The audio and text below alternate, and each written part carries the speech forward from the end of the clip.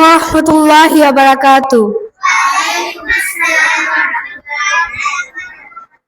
نحمده ونصلي على رسوله الكريم أما بعد فأعوذ بالله من الشيطان الرجيم بسم الله الرحمن الرحيم অধ্যকার রাহে জান্নাত মহিলা মাদ্রাসা কর্তৃক আয়োজিত আমরা জ্ঞানের আলোয় আলোকিত হতে পারছি এবং আমার সম্মানিত শিক্ষক ও শিক্ষিকা মণ্ডলী ও আমার সামনে উপবিষ্ট বোনেরা সকলকেই জানাই মোবারকবাদ। আজকে আমার আলোচ্য বিষয় হচ্ছে মিলাদ কিয়াম করা। একজন মুসলমানের জন্য এতে সামান্যতম সন্দেহের অবকাশ নেই যে নবী করিম সাল্লাল্লাহু আলাইহি ওয়াসাল্লামের সাথে মহব্বত, প্রেম ও ভালোবাসা সরাসরি ঈমানের অবিচ্ছেদ্য অংশ।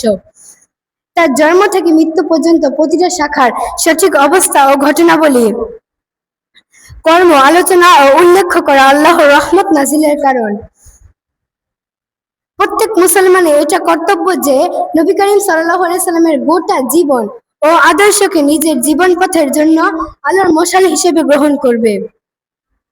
বছরের প্রতিটা মাসে, প্রতিটা মাসের প্রতিটা সপ্তাহে, প্রতিটা সপ্তাহের প্রতিটা দিন, প্রতিটা দিনের প্রতিটা ঘন্টা ও মিনিটের মধ্যে এমন কোনো সময় নেই যেই সময়টিতে তার আলোচনা করতে এবং বলতে কোনো বিধিনিষেধ রয়েছে। কিন্তু রবিউল আউয়ালের 12 তারিখকে নির্দিষ্ট করে মিলাদ মাহফিল, সভা সমাবেশ, আচার অনুষ্ঠান ইত্যাদি প্রমাণ নজির রাসূল সাল্লাল্লাহু আলাইহি ওয়াসাল্লাম ও সাহাবায়ে কেরাম ও উত্তম যুগসমূহে পাওয়া যায় না।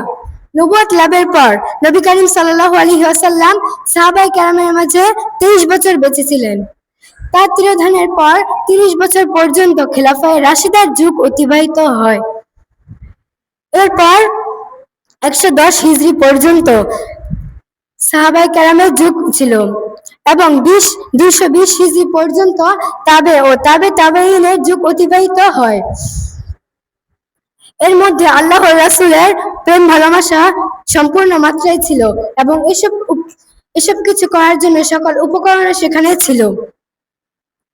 কিন্তু এত কিছু করার পরও তার কোনো প্রমাণ পাওয়া যায়নি, বরং 604 হিজরিতে একজন অপচয়কারী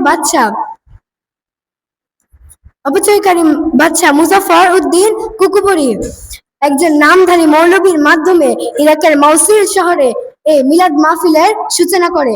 এরপর থেকে এই মিলাদ মাহফিল সূচনা শুরু হয় আর ধীরে ধীরে এতে অনেক ভুল আকীদা সৃষ্টি হতে থাকে। এর জন্য উলামায়ে কেরাম এই মিলাদ মাহফিল ও যাবতীয় বিষয়াবলীকে বিদআত বলে আখ্যা দিয়েছেন। মিলাদে কিয়াম, প্রত্যেক মুসলমান এই কথা বিশ্বাস করেন যে আমাদের উত্তম আদর্শ হলো নবী করিম সাল্লাল্লাহু আলাইহি ওয়াসাল্লাম ও তার সাহাবায়ে কেরাম। কাউকে সম্মান দেখাতে তারা যে পদ্ধতি অবলম্বন করতেন সেটা হলো আমাদের উত্তম নমুনা। দাঁড়িয়ে সম্মান জানা হতো নবী করিম সাল্লাল্লাহু আলাইহি ওয়াসাল্লাম নিজেও পছন্দ করতেন না। হযরত আনাস রাদিয়াল্লাহু তাআলা আনহু থেকে বর্ণিত, লাম ইয়াকুন শাখসুন আহাব্বা ইলাইহি মিন রাসূলিল্লাহি সাল্লাল্লাহু আলাইহি ওয়াসাল্লাম ওয়া কানু ইযা রাআহু লাম ইয়াকুমু লিমা ইয়ালামুনা মিন কারাহিয়াতিহি লিযালিকা। হযরত সাহাবায়ে কেরামের নিকট রাসূল সাল্লাল্লাহু আলাইহি ওয়াসাল্লামের চেয়ে অধিক প্রিয় ও সম্মানী আর কোনো ব্যক্তি ছিল না।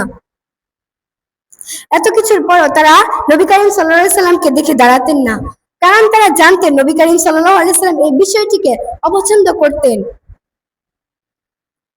এই হাদিস থেকে এটা প্রমাণিত হয় যে নবী করিম সাল্লাল্লাহু আলাইহি ওয়াসাল্লাম নিজের জন্য দাঁড়ানো অপছন্দ করতেন এবং সাহাবায়ে কেরাম অপরজনের চেয়েও বেশি ভালোবাসা সত্ত্বেও নবী করিম সাল্লাল্লাহু আলাইহি ওয়াসাল্লামের সম্মানার্থে দাঁড়াতেন না। সবচেয়ে আশ্চর্যের ব্যাপার হলো এটা যে কিছু বিষয় রাসূল সাল্লাল্লাহু আলাইহি ওয়াসাল্লাম নিজে জীবদ্দশায় অপছন্দ করতেন এবং পূর্ণ ভালোবাসা থাকা সত্ত্বেও সাহাবায়ে কেরাম তা বর্জন করেছেন। কিন্তু তখন নবী করিম সাল্লাল্লাহু আলাইহি ওয়াসাল্লাম তাদের সামনে সশরীরে উপস্থিত ছিলেন এবং সাহাবায়ে কেরাম নবী করিম সাল্লাল্লাহু আলাইহি ওয়াসাল্লামকে দেখতেন। তাহলে আজ যখন কোনো অনুষ্ঠানে তার উপস্থিতি কোনো সঠিক দলিল দ্বারা প্রমাণিত নয় এবং কেউ তাকে দেখতেও পান না, তাহলে এটাকে কিভাবে মুস্তাহাব বলা যেতে পারে? নবী করিম সাল্লাল্লাহু আলাইহি ওয়াসাল্লাম জীবিত থাকা অবস্থায় যেটা পছন্দ করতেন না, সেই অপছন্দনীয় কাজটাই কেন আজকে করা হচ্ছে এবং তা মুস্তাহাব বলে প্রচার করা হচ্ছে। এ কারণে উলামায়ে কেরাম মিলাদে কিয়ামকে বিদআত বলেছেন। আল্লাহ তাআলা আমাদের এইসব বিদআত গুলো থেকে বেঁচে থাকার তৌফিক দান করুন। আমিন সুম্মা আমিন। ওয়া আখিরু দাওয়ানা আলহামদুলিল্লাহি রাব্বিল আলামিন। আসসালামু আলাইকুম ওয়া রাহমাতুল্লাহি ওয়া বারাকাতুহু। মাশাআল্লাহ, হায়াকিল্লাহ, বারাকিল্লাহ। অসংখ্য ধন্যবাদ মুনিয়াকে এত সুন্দর করে আমাদের সমাজের একটি প্রসিদ্ধ ফিতনা সম্পর্কে আলোচনা করার জন্য। আল্লাহ তাআলা আমাদেরকে এই ফিতনাকে আরো স্পষ্টভাবে বোঝার তৌফিক দান করুন।